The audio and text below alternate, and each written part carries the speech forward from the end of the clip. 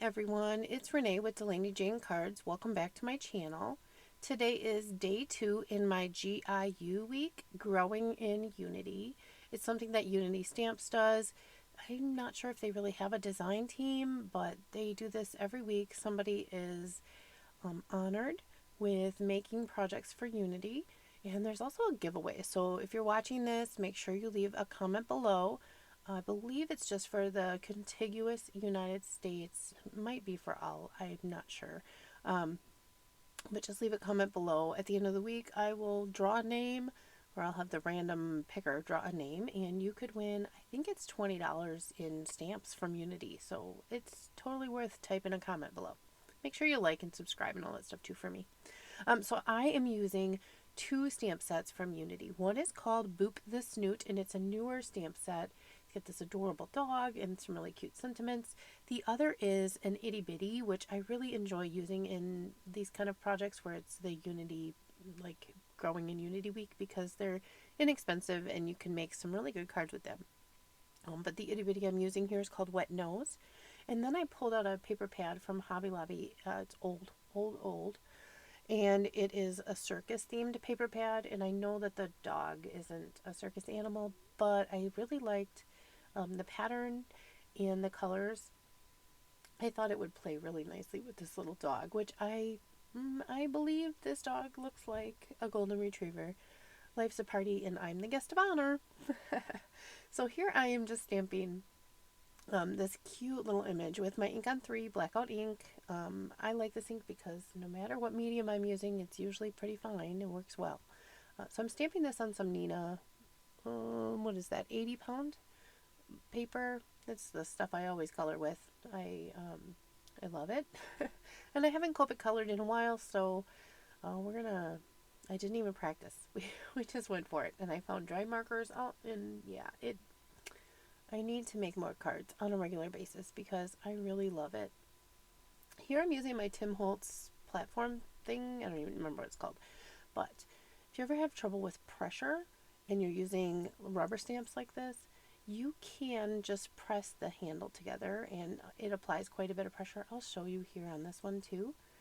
Now Unity stamps are red rubber stamps, so they have beautiful images. They stamp so nicely, but they come on foam, like cling mount foam, and then the little, like almost a sticker backer on the back. You can put that back on when you're done. You can leave it off. It's not gonna hurt your stamp to not be off, but make sure you keep your stamps in their little bag or somewhere where they can be stored safely and that backing doesn't get damaged. You don't want it to get cut or torn or anything. So here I wanted to stamp this sentiment on this cute little pattern paper, and I was using my ink on 3 blackout ink, which clearly needs to be re-inked, but also it's not my sentiment ink. I don't know what I was thinking, so I did, after a couple of times here, go and get my Versified Onyx Black ink, which is what I really enjoy using for sentiments. And you'll see, look, I stamped this 3 times and it's still not very crisp. I pulled this Onyx Black ink out and gave that a shot, and the immediate difference. So if you're making, sentiments, if you want sentiments to stand out, or if you're using watercolor of any kind, see how I was just pushing on the edge of this Tim Holtz platform? That'll apply enough pressure so you don't have to push down. I went like a year and a half without being able to push down because my one arm had its own issues, and I learned that along the way. So after I decided that I liked all of my pieces, then I went ahead and colored my little puppy here. Now I will zoom in on him. Remember, I have not colored in a very long time, so please be gentle.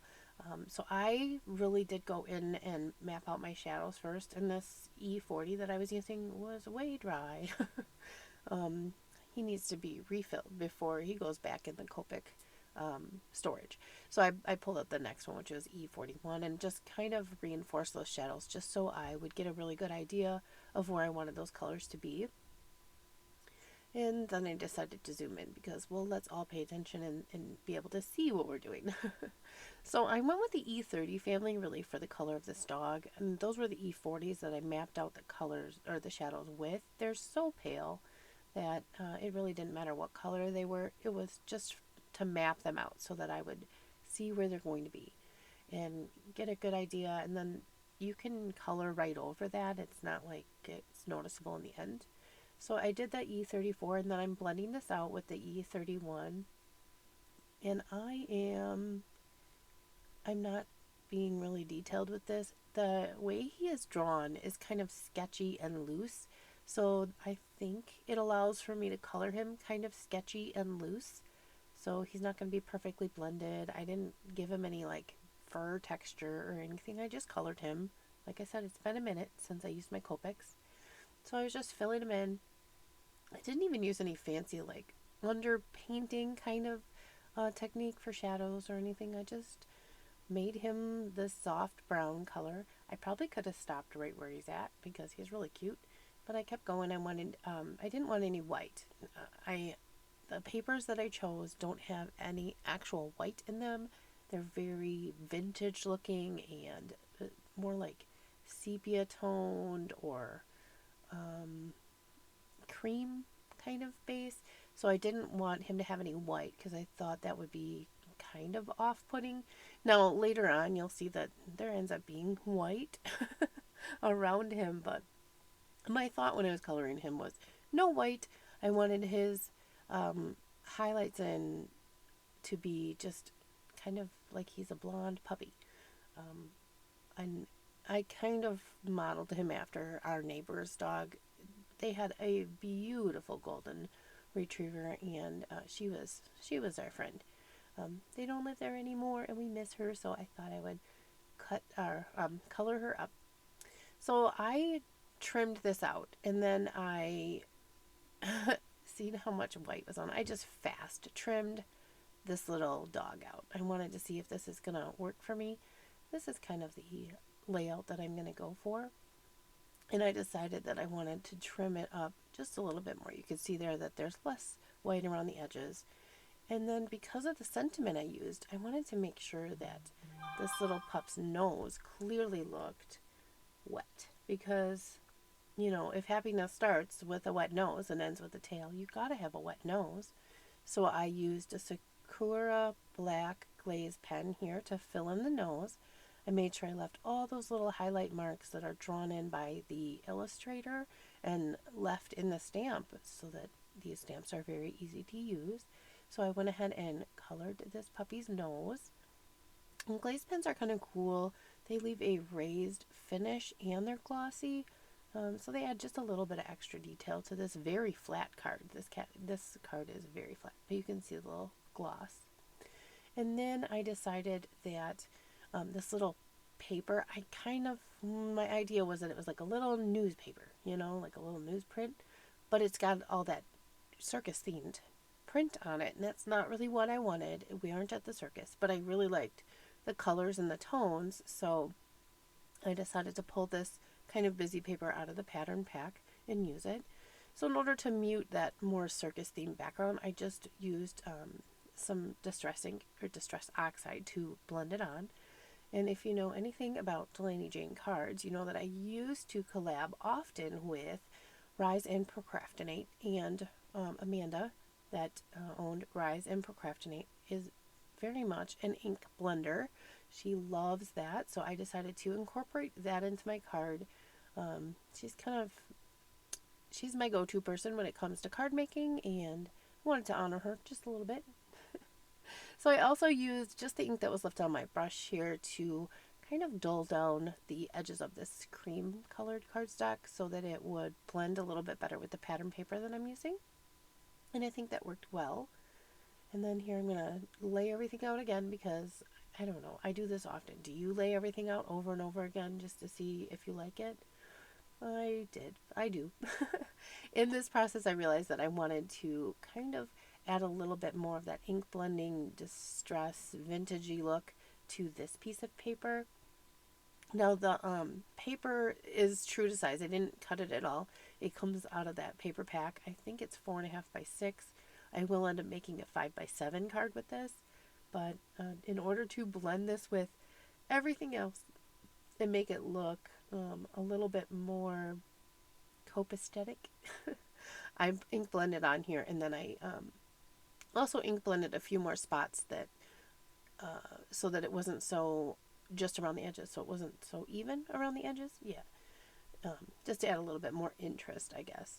And then I'm using this cute little scallop edge that I did hand trim out of one of the pieces of pattern paper, but around the edge is very, very cream still because I didn't distress that one at all. So I'm gonna go ahead and attach it here. It's such a thin strip and this paper is very thin. So I wanted to make sure that I had it adhered to this background panel before I added any extra ink.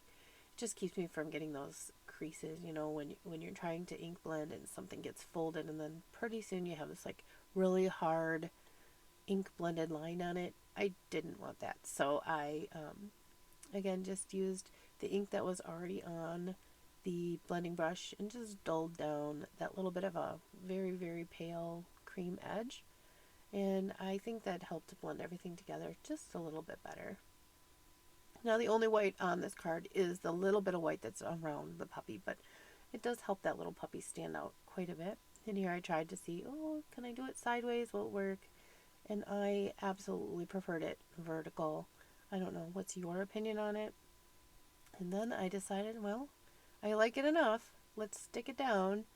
So, I mean, there's no going back at this point. I stuck it down. So if you liked it horizontal, I'm sorry. We'll have to remake it. But let me know below. Did you enjoy it more, that horizontal look, or do you like this vertical better? I just feel like the puppy is taller than it is wide. So it lent itself to a tall card. And he would fit on a A2 card or a slimline card or even an A6 card. I really enjoy making those cards too. But this 5x7, I really felt like it fit the puppy and the sentiment that I wanted to use and this awesome pattern paper, and just very much enjoyed the way that this card looks. Now I am adhering down this panel here, and you can see that little sign that I made or newspaper or whatever, I do have it sticking off of this main panel, but it will be within the 5x7 cream cardstock. So just it shoots outside of the box, you know, think outside of the box so you can create outside of the box too. So here I am making sure everything's centered and straight, and it's probably not, but I tried.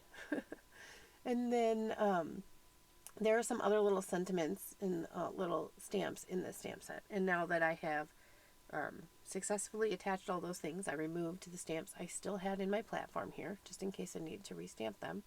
And now I'm going to add a few of these little detail stamps. One of them says Boop, which is, I guess, why they call it Boop the Snoot. Boop the Snoot. And I'm going to go ahead and I'm going to stamp that in the Aged Mahogany Distress Oxide. Mine clearly need to be re-inked, so don't judge me, but it worked just fine, really. And they're not really made for stamping, like images are made for techniques, but I used it for stamping and it worked fine. It very much was reminiscent of the tone of red in the background pattern paper, so I think it worked well. So I just added a little paw print, the word Boop, and an outline of a bone down here in the corner. Instead of adding any traditional embellishments, I used the stamps.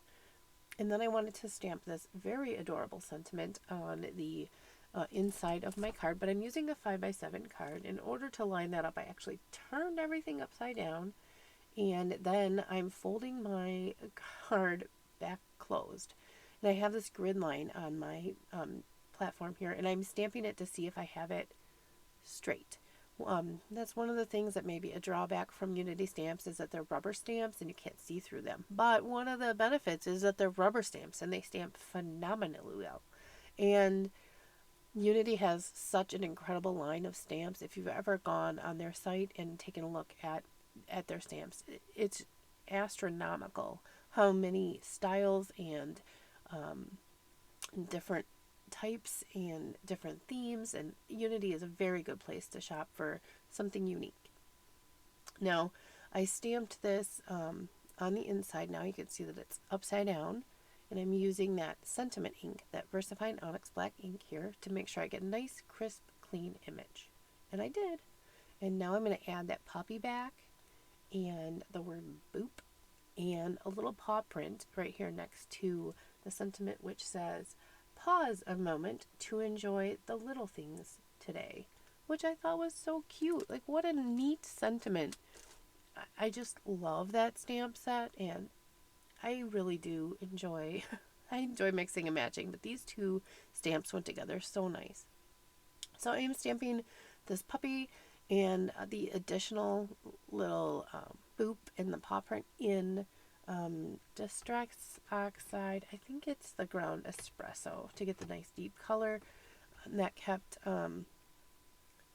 the black sentiment, the main theme, on the inside, and the brown images were just like supporting images. That's why they're brown. So I finished up the inside of my card, and this is kind of also a nod to Amanda. She always finishes the insides, and I don't always. I try, but I don't always. So here's my 5x7 card base, and I'm going to go ahead and add this card front here. I mean, we're almost done. This whole card took me less than an hour from start to finish, and I have not made very many cards lately, so it just goes to show you that Unity stamps make things very, very easy to make a card. So definitely leave a comment below, like and subscribe, because I appreciate you, and check out Unity Stamp Company. I will leave a link to their store in the description, and find some really cool stuff that you can take home, or make a wish list of things that you would love to spend your winnings on. So like I said, make sure you leave a comment below. And as I always say, give cards generously. Bye!